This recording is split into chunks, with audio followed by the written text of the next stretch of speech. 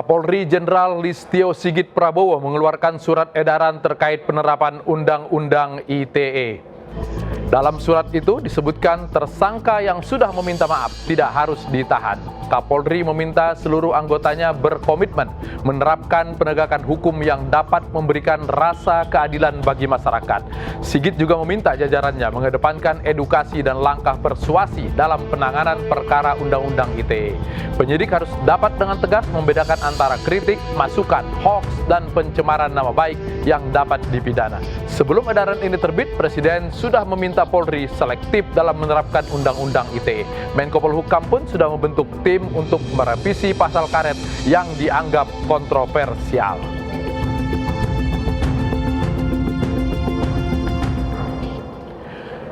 Bagaimana kira-kira tanggapan dari korban Undang-Undang ITE terhadap perintah dari Kapolri ini? Kita akan berbincang dengan seorang korban Undang-Undang ITE, Saiful Mahdi, langsung dari Aceh. Dan juga ada Bung Edi Hasibuan, pengamat kepolisian. Saya ke Bung Saiful dulu. Bung Saiful, Anda sudah divonis 3 bulan dan sempat menjalani persidangan 18 kali. Dan sebelumnya pasti pemeriksaan yang berulang-ulang. Berat sekali rupanya menjadi korban Undang-Undang ITE ini. Bagaimana ceritanya? Terima kasih Bung Latif. Ya, sangat berat ya, luar biasa tekanan fisik maupun mental yang harus dialami oleh korban UITE ya. Dan ada ratusan korban, bukan hanya sendiri. Saya sekarang tergabung bersama kawan-kawan paguyuban korban Undang-Undang ITE. Ada ratusan anggotanya. Tidak semua memang yang diperkarakan dengan UU ITE ini bisa menjadi anggota paguyuban korban ini ya.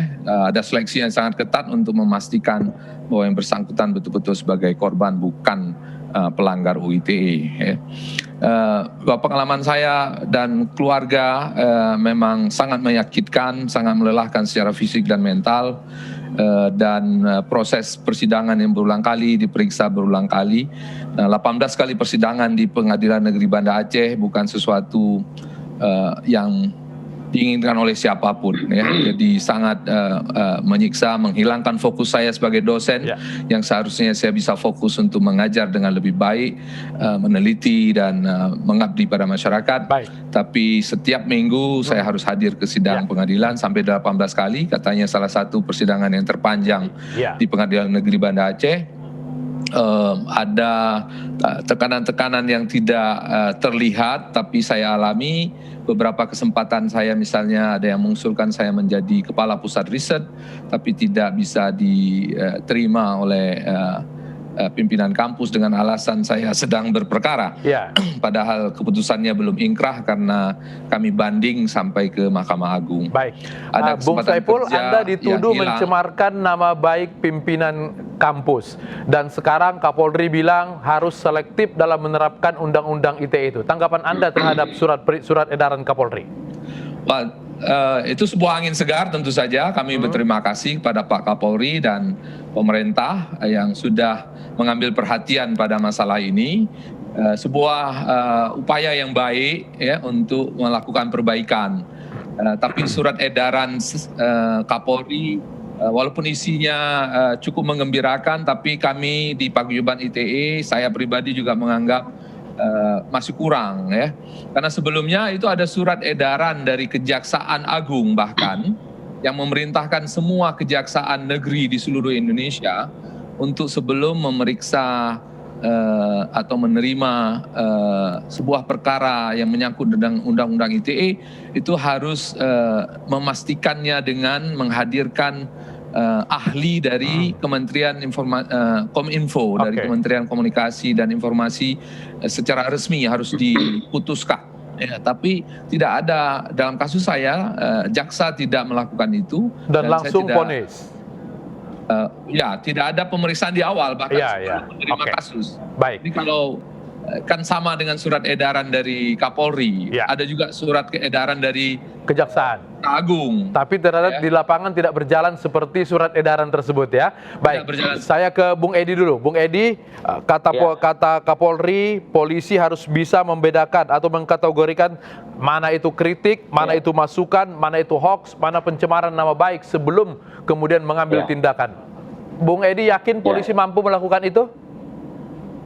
Saya kira kalau kita lihat ya, keluarnya terbitnya surat edaran dari Bapak Kapolri ya, SE nomor 2/11/2021 ya. Saya kira ini akan memberikan suatu perintah langsung kepada seluruh jajaran Polri ya, agar setiap mendapatkan pengaduan dari masyarakat betul-betul dilakukan selektif betul ya.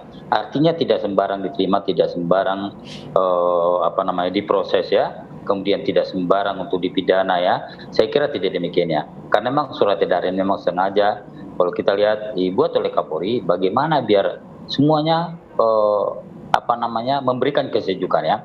Artinya kemarin kan kalau kita lihat banyak sekali pro kontra terhadap proses terhadap undang-undang ITE tadi ya. Namun dengan adanya surat edaran ini akan memberikan suatu pedoman buat semua penyidik di lapangan. Oke, pedoman berarti Indonesia. Sangat tergantung kepada bagaimana para penyidik di lapangan menerapkan surat edaran ini.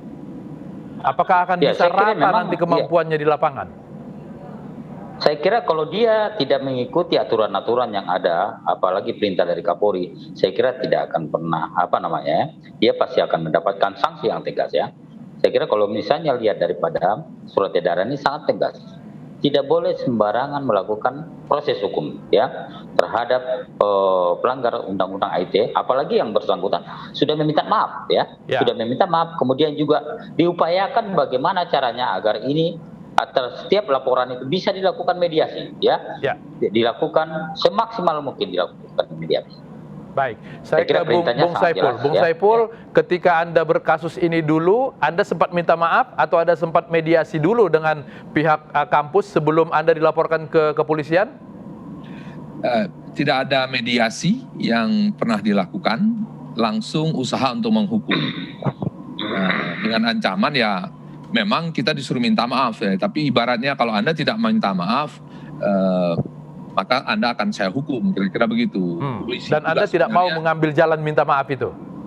Ya, karena memang tidak ada kesalahan yang kita lakukan, kenapa kita harus minta maaf.